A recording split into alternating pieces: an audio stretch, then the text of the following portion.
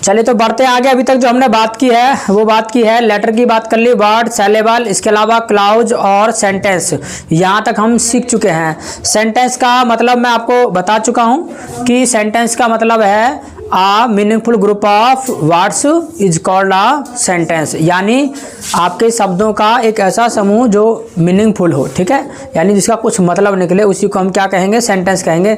Sentence में 3 चीज़ें आती हैं। जैसे कि मैंने जब लिखा था सेंटेंस तो मैंने आपसे कहा था कि इसको आप शॉर्ट ट्रिक में भी आप याद कर सकते हैं। शॉर्ट ट्रिक में आप कैसे याद कर सकते हैं कि इसके अंदर जो है 3 चीज़ें होती हैं, सब्जेक्ट, वर्ब और अदर वर्ड। इसके अलावा अगर हम सेंटेंस को और 2 बड़े भागों में बांटना चाहें तो हम कुछ इस तरीके से बांट सकते हैं।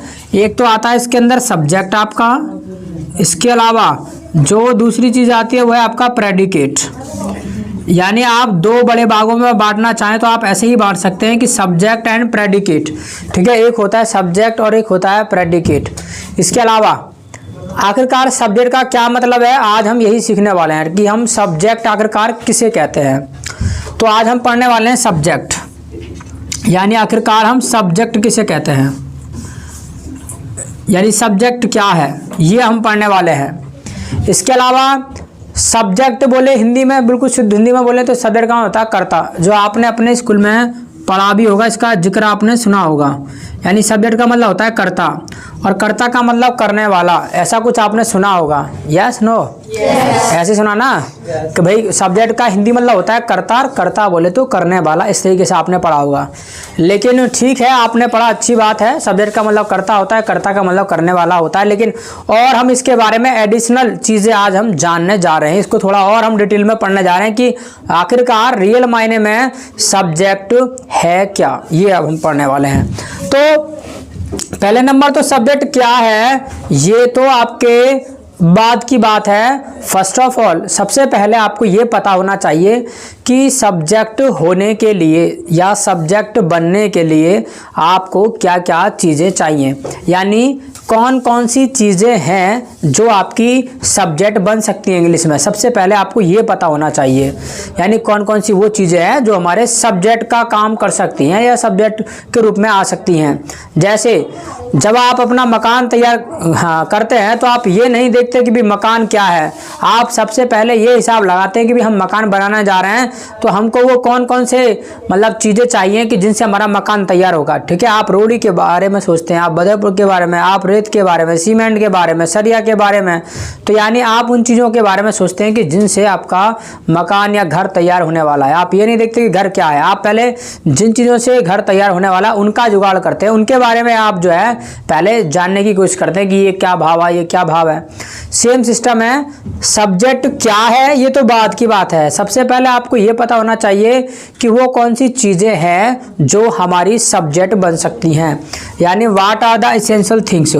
हम कह सकते हैं कि what are the essential things, यानी what are the essential things बोले तो यानी वो कौन सी आवश्यक, थिंग्स मतलब चीज़ें, यानी what are the essential things for being, यानी होने के लिए या बनने के लिए चाहिए, ठीक है। क्या? सब्जेक्ट, यानी सब्जेक्ट होने के लिए या फिर ऑब्जेक्ट होने के लिए। ध्यान रखिएगा, जो चीज़ आपकी सब्जेक्ट बन सकती है वही चीज़ आपकी ऑब्जेक्ट भी बन सकती है। जो चीज़ आपकी सब्जेक्ट बन सकती है वही चीज़ आपकी ऑब्जेक्ट भी बन सकती है। बट हमारा फिलहाल फोकस है सब्जेक्ट को पढ़ने पर। आखिरकार हम सब्जेक्ट किसे कहते हैं। मैं ये बात बार बार कह रहा हूँ आपसे और फिर से कह रहा हूँ कि जो चीज़ें अभी आप पढ़ रहे हैं वो बिल्कुल छोटे स्तर से पढ़ रहे हैं, बिल्कुल छोटे रूप में इसको आप पढ़ने जा रहे हैं और ये बेसिक क्लासेस आपकी चल रही हैं।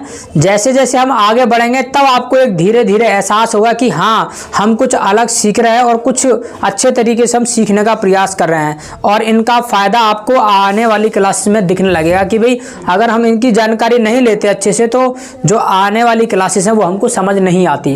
तो इनको अच्छे से समझते हुए चलना है, ठीक है। ध्यान कहाँ जा रहा है आपका, नीचे क्या दिख रहे हो।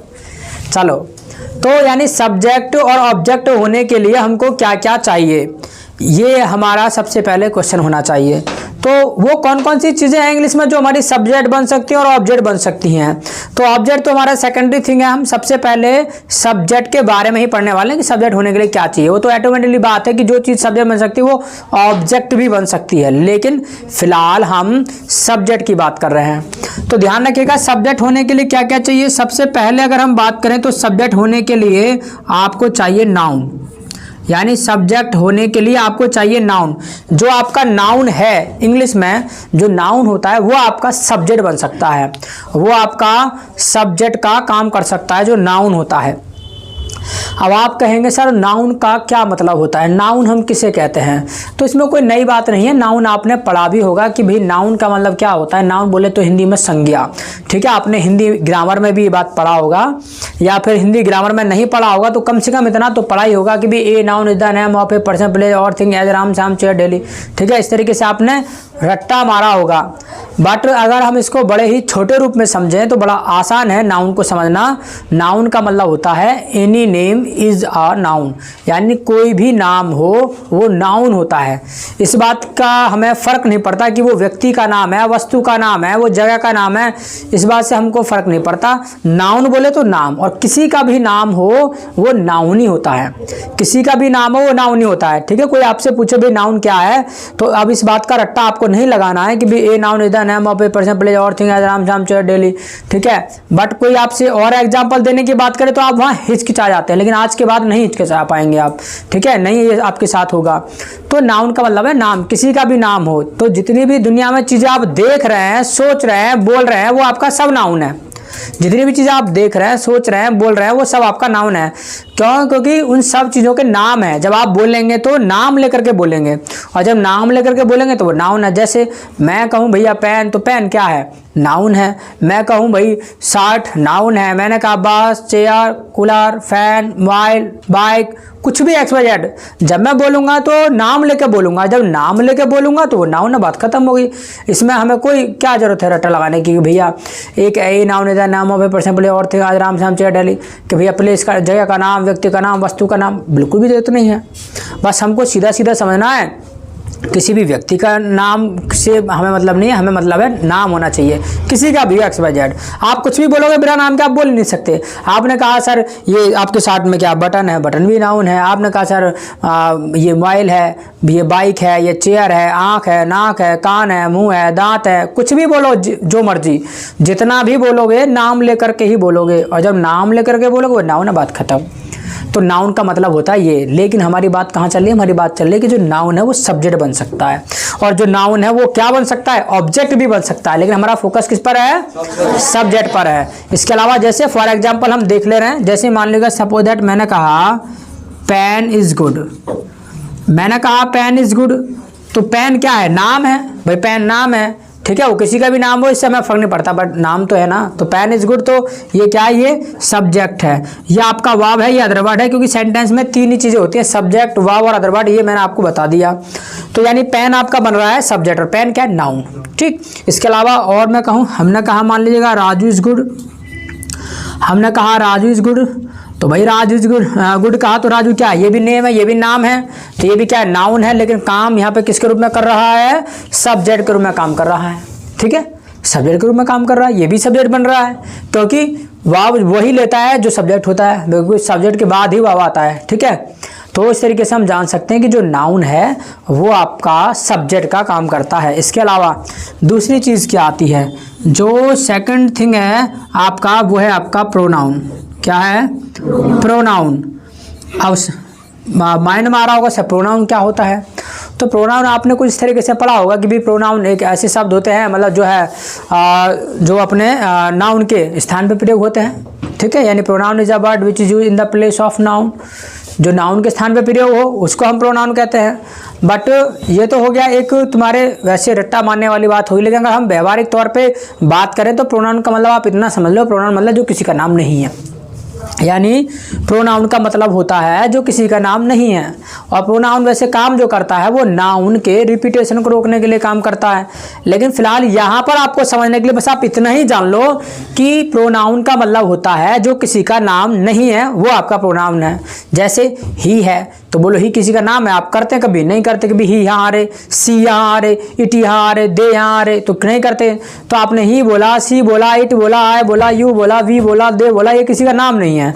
तो जब किसी का नाम नहीं है तो ये क्या है? आपका प्रोनाउन है। लेकिन ये आपके बन क्या जाते हैं? सब्जेक्ट आपके बन जाते हैं। जैसे फॉर एग्जाम्पल मैं लिखूँ, मैंने कहा ही इज़ गुड। मैंने जब कहा ही इज़ गुड तो भाई ही किसी का नाम तो है नहीं, बट सब्जेक्ट की जगह तो आ रहा है, क्योंकि वर्ब ले रहा अपने साथ। क्योंकि सेंटेंस में तीन ही चीज़ होती है, सब्जेक्ट होता है, वर्ब होता है, अदर वर्ड होता है। ठीक है, यानी तो ये ही आपका जो है सब्जेक्ट यहाँ पर बन रहा है, और है क्या? आपका प्रोनाउन। यहाँ तो बात समझ आ रही है। इसी तरीके से हम कुछ भी कह सकते हैं। हमने कहा शी इज़ हैप्पी, हमने कहा सी इज़ हैप्पी, तो सी इज़ हैप्पी। सो सी क्या है? सी किसी का नाम तो है नहीं, ठीक है, बट ये भी क्या है? आपके सब्जेक्ट के रूप में काम कर रहा है, और ये भी आपका एक प्रोनाउन है, क्योंकि ये किसी का नाम नहीं है। यहाँ तक बात क्लियर है? समझ आ रहा है यहाँ तक? चलिए, इसके अलावा नेक्स्ट चीज़ जो आती है आपकी, वो है आपका नाउन इक्विवेलेंट। जो नेक्स्ट चीज़ है आपका वो है नाउन इक्विवेलेंट। अच्छा, यहाँ पर 11th एंड 12th वाले कितने? जरा hand up. 11th and 12th hand up, हाथ ऊपर करो। 11th एंड 12th, चलिए ओके, हैंड डाउन। चलिए, तो ये आपके लिए बहुत इंपॉर्टेंट है, जानना बहुत जरूरी है, और इसको हम इस चैप्टर को जो हम इसकी हम जब बात करेंगे तो इसको डिटेल में भी पढ़ेंगे। ठीक है, फिलहाल तो मैं आपको छोटे रूप में मतलब इसको पढ़ा रहा हूँ फिलहाल, तो आगे हम जब बढ़ेंगे धीरे धीरे तो इसको हम बड़े रूप में भी पढ़ेंगे। यानी नाउन इक्विवेलेंट जो है वो भी आपका सब्जेक्ट बन सकता है और बन ऑब्जेक्ट भी सकता है, बट हमारा फोकस किस पर है? सब्जेक्ट पर। यानी नाउन इक्विवेलेंट का क्या मतलब है? नाउन इक्विवेलेंट का मतलब है नाउन के जैसा। यानी नाउन इक्विवेलेंट बोले तो नाउन के जैसा, यानी वो ना तो नाउन है ना वो प्रोनाउन है, नाउन के जैसा है। ठीक है, ना वो नाउन है ना प्रोनाउन है, लेकिन नाउन के जैसा है। ठीक है, जैसे मान लीजिएगा आप घर में हैं, ठीक है, आपके पापा जी हैं, दादाजी हैं, ठीक है, कोई आया और आपको आपके दादाजी को पूछने लगा, है, पता चला कि दादाजी आपके घर पे नहीं थे, आपने कह दिया कि जी दादाजी नहीं है। अच्छा, आप पूछा पापा जी को कि भी पापा जी घर पे हैं, पता चला पापा जी भी घर पे नहीं थे। इसके अलावा आपने मना कर दिया कि जी पापा जी घर पे नहीं है। अब वो लौट के जा रहा था, जब लौट के जा रहा तो आपने कहा भी रुको जरा, हम तो है ना, बताओ क्या बात है। तो ना तो आप देखो नाउन है ना प्रोनाउन है, लेकिन आप नाउन के जैसा बनने की कोशिश कर रहे हैं। ठीक है, ना तो आप दादाजी हैं ना पापा जी हैं, उनके जैसा बनने की कोशिश कर रहे हैं ना। भाई बताओ तो सही क्या बात है। तो ये ना तो नाउन है ना प्रोनाउन है, नाउन के जैसा है, नाउन इक्विवेलेंट है। ठीक है, आखिरकार नाउन इक्विवेलेंट में आता क्या है ये जानने की बात है। तो जरा देख लेते हैं। जब हम नाउन इक्विवेलेंट की बात करते हैं ना, तो नाउन इक्विवेलेंट के अंदर भी जो है हमारी दो चीज़ें आती हैं। एक तो आता है हमारा जीरंड। क्या आता है? जीरंड। अच्छा, इस जीरंड का क्या मतलब है? आपका जीरंड का मतलब होता है V1 + ING, यानी V1 + ING, यानी वर्ब के फर्स्ट फॉर्म में अगर ING लगा दें वो आपका जीरंड बन जाता है।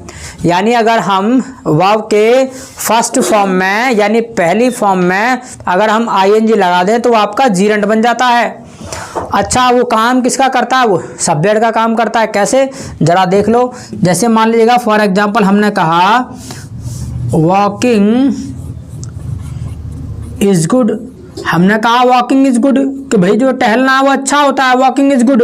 सो वॉकिंग इज गुड बोला तो ये V1 + ING यानी वर्ब का फोर्थ फॉर्म है, ये चौथा रूप है वर्ब का। और काम किसका कर रहा है? सब्जेक्ट का काम कर रहा है, क्योंकि हमने वर्ब की फर्स्ट फॉर्म में ING लगा दिया। तो वॉकिंग इज गुड मतलब टहलना अच्छा होता है। तो ये जो वॉकिंग है सब्जेक्ट का काम कर रहा है, ये नाउन इक्विवेलेंट और ये जीरंड है। इसी तरीके से हम कुछ और लिखना चाहें एग्जाम्पल हम लिख सकते हैं। मान लीजिएगा मैंने कहा स्मोकिंग इज बैड, कि भाई स्मोकिंग इज बैड यानी धूम्रपान जो है बुरा होता है, smoking is bad. So it means ये भी क्या है? V1 + ING है, और काम किसका कर रहा है? सब्जेक्ट के रूप में काम कर रहा है, लेकिन है क्या आपका? जीरंड। आपका जीरंड है, और इसको हम डिटेल में भी पढ़ेंगे। ध्यान रखिएगा, ये जानना बहुत जरूरी है 11th एंड 12th वालों के लिए। ठीक है, क्योंकि इसमें चैप्टर आता है सिंथेसिस का, और सिंथेसिस को आप तभी अच्छे से पढ़ सकते हैं, ठीक है, या फिर पार्टिसिपल को और सिंथेसिस को, आप इन दोनों को तभी आप अच्छे से पढ़ पाएंगे जब आपको जीरंड का जानकारी होगा। इसके अलावा नेक्स्ट चीज जो आपका आता है नाउन इक्विवेलेंट में वो है आपका इन्फिनेटिव। क्या है? इन्फिनेटिव। यानी जो नेक्स्ट चीज़ है आपका वो है इन्फिनेटिव। आखिरकार इन्फिनेटिव का क्या मतलब होता है? तो अगर हम इन्फिनेटिव की बात करें तो इन्फिनेटिव का मतलब होता है 2 + V1। 2 + V1 का मतलब इन्फिनिटिव होता है, यानी वर्ब के फर्स्ट फॉर्म के पहले अगर हम टू लगा दें तो इसका मतलब इन्फिनिटिव होता है, यानी वर्ब के फर्स्ट फॉर्म से पहले अगर हम टू लगा दें तो उसका मतलब इन्फिनिटिव होता है, प्लस वो सब्जेक्ट का काम करता है। जैसे कि हमने कहा, इन्हीं एग्जाम्पल को हम थोड़ा घुमाएं तो हमने कहा, मान लेगा टू वॉक इज गुड। हमने कहा टू वॉक इज गुड, तो टू वॉक इज गुड इसका मतलब भी यही है, टहलना अच्छा होता है। Walking is good, to walk is good, इनका अगर हम ओवरऑल मीनिंग देखें, मीनिंग सेम है, but there is difference in using में अंतर है आपका प्रयोग में, कि वॉकिंग यहाँ पे जो आ रहा है ये आपके जिरेंड के रूप में आ रहा है, यहाँ जो आ रहा है ये आपके इन्फिनिटिव के रूप में आ रहा है, मतलब यूज में अंतर है लेकिन मीनिंग एक ही है। इसके अलावा ऐसे हम दूसरे एग्जाम्पल को देखें कि भाई टू स्मोक इज बैड, मान लेगा हमने कहा टू स्मोक इज बैड, कि भाई धूम्रपान करना जो है बुरा होता है, टू स्मोक इज बैड। तो मीनिंग तो दोनों का एक है सेंटेंस का, बट जो पहला सेंटेंस है उसमें जिरेंड के रूप में आ रहा है सब्जेक्ट, इसमें जो आ रहा है वो आपके इन्फिनिटिव के रूप में आ रहा है। क्लियर यहाँ तक? तो यानी अभी हम सब्जेक्ट क्या है ये नहीं पढ़ रहे हैं, हम अभी पढ़ रहे हैं कि सब्जेक्ट होने के लिए हमें क्या क्या चाहिए। तो सब्जेक्ट होने के लिए हमको नाउन चाहिए, जो नाउन है वो आपका सब्जेक्ट बन सकता है, और जो चीज़ सब्जेक्ट बन सकता है वो चीज़ आपका ऑब्जेक्ट भी बन सकता है, बट हमारा फोकस जो है सब्जेक्ट को पढ़ने पर है। ध्यान लगा आधार कविता। इसके अलावा नेक्स्ट आपका प्रोनाउन, प्रोनाउन आपका सब्जेक्ट बन सकता है, ऑब्जेक्ट भी बन सकता है, बट हमारा फोकस जो है वो सब्जेक्ट पर है।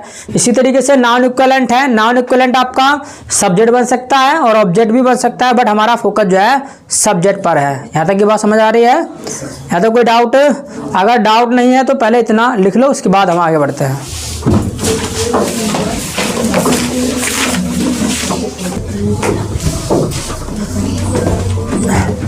चलिए, तो लिख लिया होगा, और आज का क्लास हम इतना ही छोड़ेंगे, बाकी चर्चा जो है हम कल करेंगे। So thank you so much.